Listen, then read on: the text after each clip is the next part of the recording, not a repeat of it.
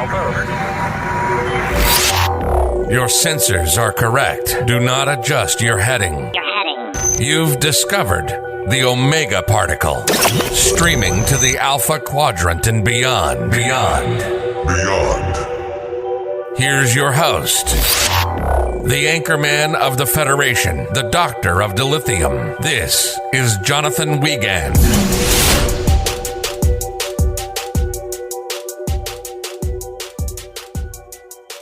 Welcome to the Omega Particle Podcast. Like the man said, I am Jonathan Wiegand, your hostess with the mostest, the Doctor of Dilithium, the anchorman of the Federation. And it is so good to be back onto DS9.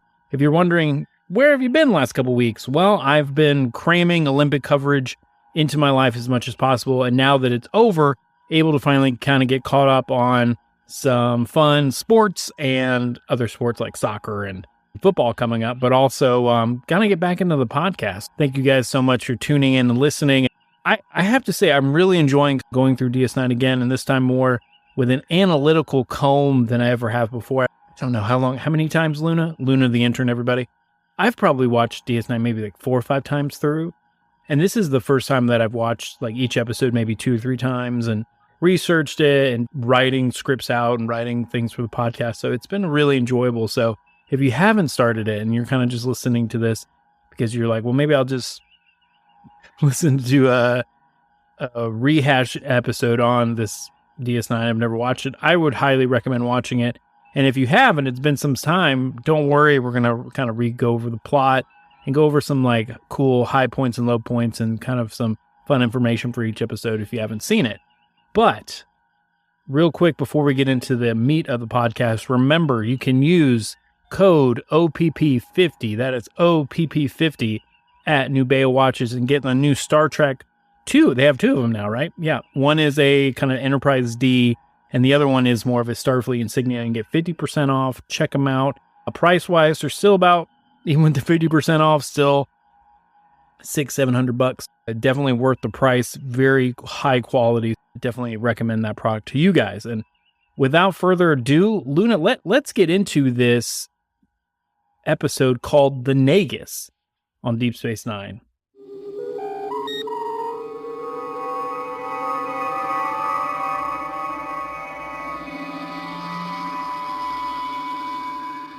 One way to describe the Ferengi to me is they're this 1980s Wall Street stereotype of greed is good.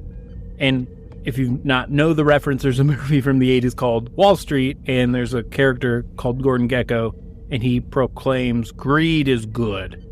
And I mean, that's really kind of all they have as a culture that we know of right now in DS9 Season 1. And, well, they have the ear thing, but it's it's hard to find dignity in this group, you know, because their whole goals in life and as a society are cheating everyone else out of money, out of sex, anything. They're just trying to get as much as they can from other people and get their ears rubbed.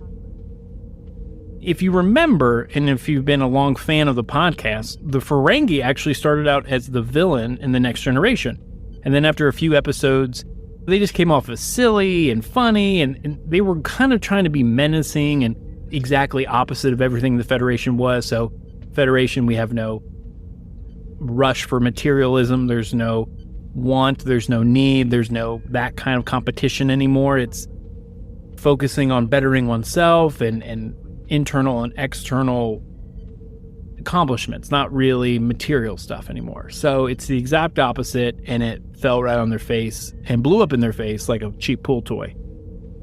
And we get the Borg, which are, again, everything else outside of the Federation. Their hive mentality instead of, individual. Okay, I'm going down a rabbit hole.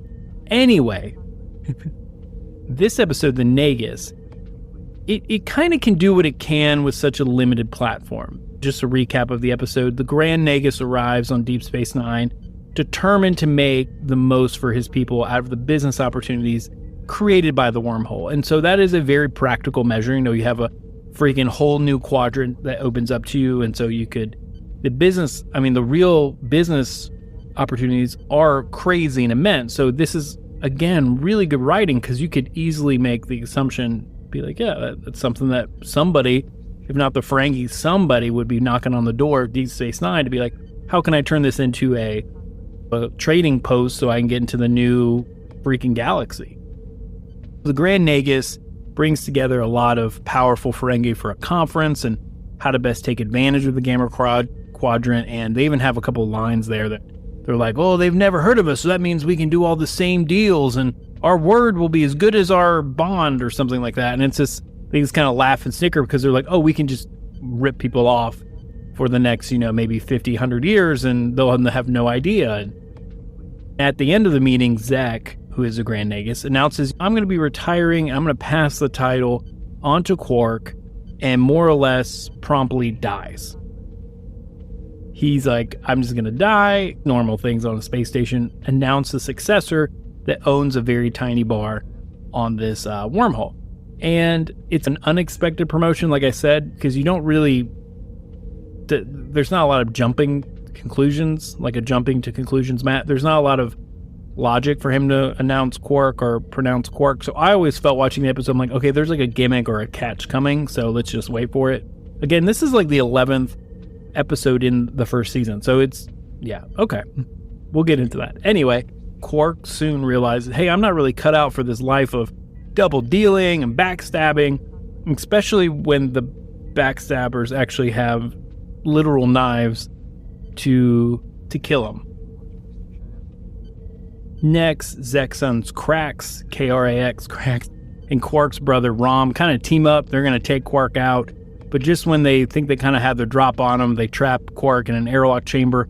Odo shows up with Zek, who actually didn't die, and the true Nagus was hibernating and testing to see if his son was ready for leadership, and Krax, of course, failed the test. Zek takes back his Grand Nagus robe and staff, and everything goes back to normal. My first impressions of the episode are, I am a sucker for political maneuvering and backroom deals and kind of seeing how the sausage is made when it comes to political shows and movies and things like that. And the Nagus stumbled upon that, should I say, a few times in these handshake negotiations, and it was a decent amount of fun. The idea that Quark would be in over his head quickly made sense, and it fits in what we've learned about him as a character. He's clever, but his clever only goes so far. While the episode doesn't take the Ferengi's culture kind of all that serious, it does put more effort into giving them rituals and goals than most of any of the Ferengi episode we've seen in the past. Again, this is very early on in the Ferengi culture than we've seen, in TNG or anything else, because most of the other episodes have always been the main characters trying to overcome the obstacle that the Ferengis have done or put in their place or whatever. It's now they have like a functioning culture, and they're building those blocks that we're going to reap the benefits of in season 5, season 6, season 7, where we're like, oh, Ferengi episode, great. And now we know they're just not like some lame group of not all that threatening villains. For an hour that's supposedly driven by Quark's attempt first to please the Nagus, and then suddenly to survive, our protagonist is curiously passive about it. He sucks up to Zek, he lords his power over his brother, and then when the crisis arrives and he faces real danger, he refuses help from anybody, Sisko, Odo, anyone else. The only reason he legitimately survives is Odo's dogged-on determination to get the truth out of him and to kind of catch Quark in it, like with his hand in the cookie jar. Which isn't a bad character moment, it's just a nice little detail in the tapestry that will become their friendship, but again, it just leaves Quark on the outside looking in. The most successful part of the episode, to me, has a little to do with our title character, or Quark. There's this subplot in this episode, and it's about Jake hanging out with Nog, and the two boys run into a problem with Nog's father, Rom, and Rom demands Nog quit this human school because Zek kind of makes fun of him and teases him that, oh, you go to human school, what's wrong with you? You'll be drinking root beer next. Well, anyway, so this obviously causes some friction in Jake and Nog's relationship, but Jake decides the best thing to do would be to, keep teaching Nog what he learns in school, and it's a very sweet, good-natured twist on a storyline that, at least for a while, seems to kind of be heading towards a more angst-ridden resolution. Sisko's frustrated that his son doesn't even want to hang out with him as much, and that as much as he used to. I mean, that's every parent's plight. I feel like, your kids grow up, as they grow older, they don't really need you as much. They have more independence, and they just kind of sometimes don't want to hang out with you. They have friends, they have video games, whatever, and it's like, great. And so he's also hearing from Chief O'Brien again. Again, side note, Keiko's out again, so he has to take over the school's functioning. Station engineer, chief engineer of the station, has to take over teaching the school. And I was thinking, shouldn't there be somebody else besides him to actually teach class and school, as opposed to literally anyone? I don't know, somebody that actually has more I don't know. Either way, I just thought it was kind of like let's get okay, we're gonna get Chief O'Brien in this episode. Make him the teacher, yeah, because that makes sense. Obviously, Nog comes out as beginning, not a great influence on the boy. Sisko, instead of lecturing Jake on who he hangs out with, Sisko makes an effort on Dax's advice to, spy on his son, and finds out Jake's been giving lessons to Nog and that he's a really good kid, and that maybe Nog's not too bad himself. And it's a simple story. Effectively finds the best out of the two characters we've been given reason to doubt about. And it's too bad Quark couldn't have been allowed that same narrative indulgence, because there's a really sweet moment between the two. We find out who they are, and then on the flip side, we just find out who Quark is, but not really. This is more of a gotcha episode on the Ferengi side. To go on a deeper level, after watching the episode a few times, I will say this is my favorite season 1 episode so far. It's not the best episode of season 1, that's still to come, but it's my favorite for right now. I've seen it more times than I can count over the years, and it's the first time we've actually really gotten, again, into the operations of the Ferengi society, the daily life, the dinner. I mean, and when I say that, I'm talking like dinner habits, tube grubs. This is the episode we finally got the introduction of the rules of acquisitions here, what those are. And we have Wallace Shawn, who played Grand Nagus Zek, do this really silly voice, which is saying something. And it's just fascinating that with a society like this, Quark is honored to actually have and receive the Grand Nagus, but he's also terrified. And it's not a great honor like meeting the president. This is a world that revolves around commerce, almost like a visit from your boss. And that's a scary prospect. I feel like this episode really fleshes out that the Ferengi are kind of like crime lords. They're kind of like a humorous godfather, and especially in the opening scene where he makes him kiss his hand and makes him kiss the staff, and it's just a little over the top, comical groveling, should I say. And this is technically, quote unquote, a comedy episode. And to me, this one was a lot better than the previous ones we've covered, which most notably Move Along Home. And this is actual more cultural exploration, which is that's what DS9 does best, is that it explores other cultures, other themes. And this is what I really picked up on, is that that you may be saying, well, what do these freaking two stories have in common? You have Quark trying to survive, being the Grand Nagus now, and then you have Jake and Nog kind of being friends and trying to be friends even despite their differences. And to me, that they tie together because it's all about fathers being disappointed in their sons. And there's two stories about that. In the end, Zek is ashamed of Krax, but Sisko is proud of Jake. Now, let's get into that a little bit more. So, it's nice to have Jake teaching Nog to read. Leaves you wondering, how are the Ferengi educated? Surely they're expected to be literate, right? I think there's the common language in Star Trek is called common tongue or something. All these cultures speak the same language, but with universal translators, do you really need it? Etc. But I feel like you have to know how to read because they have the rules of acquisition, right? And that's another rabbit hole. Also, I think O'Brien is right. I think Nog could be a bad influence on Jake, but also Jake is a good influence. So there's different perspectives here, and they're very balanced. Also, this is the first episode that we see the classroom that Keiko sometimes teaches in once a year. It's the first mention of the Bajoran Gratitude Festival and the fire caves, or they're called the Fire Caverns in this episode, which is a huge nod to what's going to happen later on in the show, because both of those events are super pivotal to the future of Bajor and the Alpha Quadrant. Realistically, I think the writers were probably just coming up with something funny. Now, I know in a lot of shows and TV series, especially one I've watched the past couple months called Attack on Titan, the creator of that, and the show's maybe 4 or 5 seasons long, he actually knew what the end of the show was going to be before he even started. So there's nods to the end, and there's these awesome Easter eggs that you would completely bypass the first time you watch it. But if you've watched the ending and doing a rewatch, you're like, holy crap, it's been here right in front of my face the whole time. Through my research, I could not find if this is what the writers meant to do, if that was how they streamlined DS9, if it was going to be, they knew the ending and they knew about the fire caves, but I don't think so. I mean, that's really hard for a writer's room, has to produce an 45-minute episode every, freaking week. So I really doubt that's what they were doing. They were probably just having some fun, just on a realistic standpoint, and naming off some cool things they could possibly use, and maybe wrote them on a whiteboard. But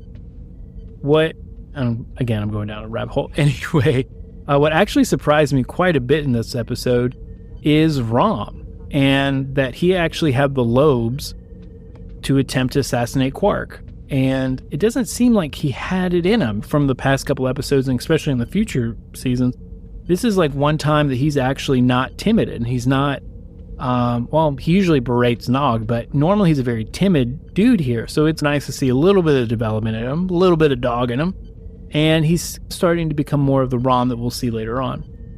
And I know it might seem jarring looking back to see Rom plotting to kill his brother, but everybody remember acquisition rule number 6 says never allow family to stand in the way of a good opportunity. So the episode clearly sets up Rom is trying to be a good Ferengi, and he's trying to do it, and he just can't, and he's coming up short.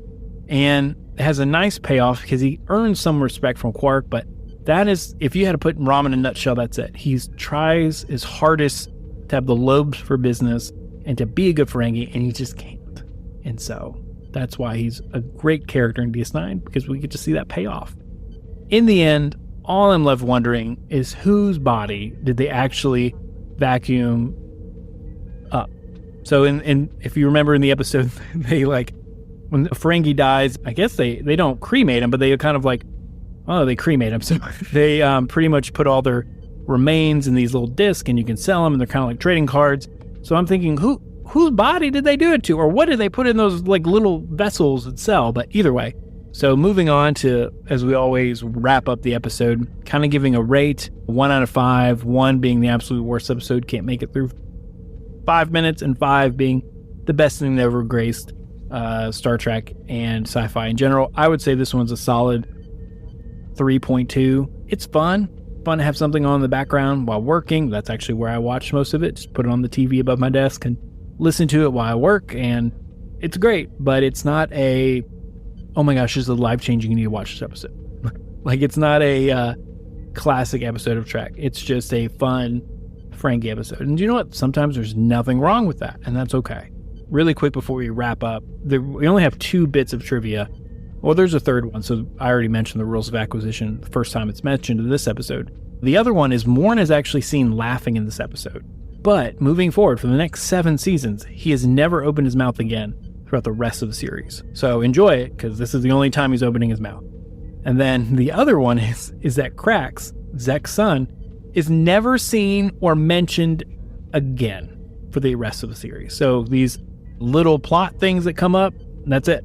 No more. So we got Morn laughing, and we got Krax probably getting killed. But that has been our review of The Nagus. Thank you so much for listening. And Luna, let's roll that beautiful bean footage.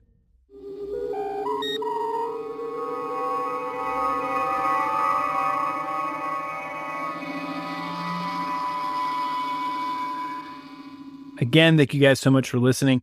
It's been really great getting back behind the OPP microphone and talking with you guys, especially over DS9. We have a lot of fun episodes coming up again this week. We're trying to maybe do an episode or 2 a week, so we'll see. We're having some new technology and kind of fun stuff coming up down the pipe. but we're trying some new software with recording and stuff. So it's been a little bit of a delay kind of getting used to the hang of that, but it's a lot more better quality. And it's just one of those things you have to set up. Takes forever. Either way, please remember to rate, review, and subscribe on the podcast.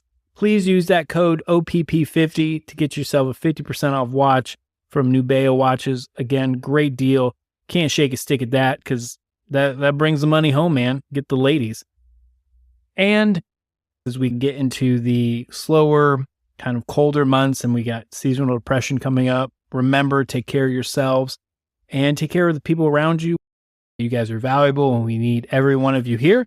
So please keep in check on yourselves and everyone around you because mental health is an important thing. And I like using this platform to advocate for that and let everybody know that it's okay to struggle sometimes. Anyway, thank you all so much for listening.